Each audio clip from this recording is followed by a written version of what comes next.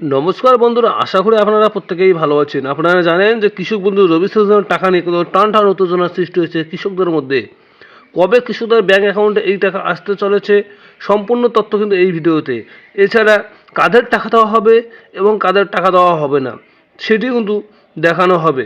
এবং কবে আপনাদের এই যে কৃষক বন্ধুদের টাকা সেই টাকা কবে দেওয়া হবে, একটি বিবৃতিতে কী বলা হয়েছে। কৃষক বন্ধু প্রকল্পে 2025 সালে রবি সিজনের টাকা কবে দেওয়া হবে, অর্থাৎ কৃষক বন্ধু প্রকল্পের যে রবি সিজনের টাকা 2025 সালে সেটি কিন্তু এখনও দেওয়া হয়নি, কিন্তু কবে এই টাকা দেওয়া হবে বলা হয়েছিল যে পশ্চিমবঙ্গ ও রাজ্য সরকারের একটি জনপ্রিয় প্রকল্প হচ্ছে কৃষক বন্ধু প্রকল্প, অর্থাৎ পশ্চিমবঙ্গ সরকারের যে সবথেকে যে জনপ্রিয় প্রকল্প সেটি কিন্তু এটি। কেন্দ্রের পিএম কিষাণ যোজনাকে পাল্লা দেয় কৃষক বন্ধু প্রকল্প। এই প্রকল্পে রাজ্যের সমস্ত কৃষককে দেওয়া হয় যাদের নিজস্ব জমি আছে, অর্থাৎ আপনারা জানেন তাদেরকে টাকা দেওয়া হবে যাদের একমাত্র নিজস্ব জমি আছে। তাছাড়া ভাগ চাষি এবং বর্গাদারকে কিন্তু এই প্রকল্পের আর্থিক সহায়তা দেওয়া হয়, অর্থাৎ তাদেরকে কিন্তু দেওয়া হয় যারা ভাগ চাষি এবং বর্গাদার। এখন কৃষক বন্ধু প্রকল্পের উপভোক্তারা অপেক্ষা করছেন যে কবে পরবর্তী কিস্তি তাদের ব্যাঙ্ক অ্যাকাউন্টে আসবে, অর্থাৎ পরবর্তী কিস্তি বলতে এখানে রবি সিজনের কিস্তির কথা কিন্তু বলা হয়েছে যে এই টাকা কবে কৃষকদের ব্যাঙ্ক অ্যাকাউন্টে আসবে। আপনারা জানেন খারিফ শস্যের টাকা অনেকেই পেয়ে গিয়েছেন, কিন্তু রবি সিজনের টাকা তারা কবে পাবেন। এই কৃষক উদ্যোগটি মুখ্যমন্ত্রী মমতা বন্দ্যোপাধ্যায় 2019 সালে প্রথম এনেছিলেন। এই প্রকল্পের মাধ্যমে রাজ্যের কৃষকদের বছরে 2টি চাষের আগে আর্থিক সহায়তা দেওয়া হয়। প্রথম কিস্তির টাকা দেওয়া হয় খারিফ শস্য চাষের আগে এবং দ্বিতীয় কিস্তি দেওয়া হয় রবি শস্য চাষের আগে, অর্থাৎ 2টি কিস্তির মধ্যে এই টাকা দেওয়া হয়।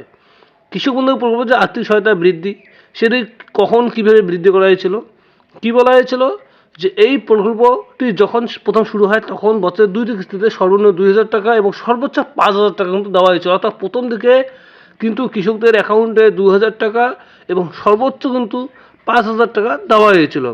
2021 সালে এই প্রকল্পের যে আর্থিক সহায়তার পরিমাণ বৃদ্ধি করার ঘোষণা করেন মুখ্যমন্ত্রী মমতা বন্দ্যোপাধ্যায়, অর্থাৎ 2021 সাল থেকে কিন্তু ডাবল দেওয়া হয়, অর্থাৎ 4,000 এবং 10,000 দ্বিগুণ করা হয়। দ্বিগুণ মানে কি, ডাবল দেওয়া হচ্ছে তাদেরকে টাকা।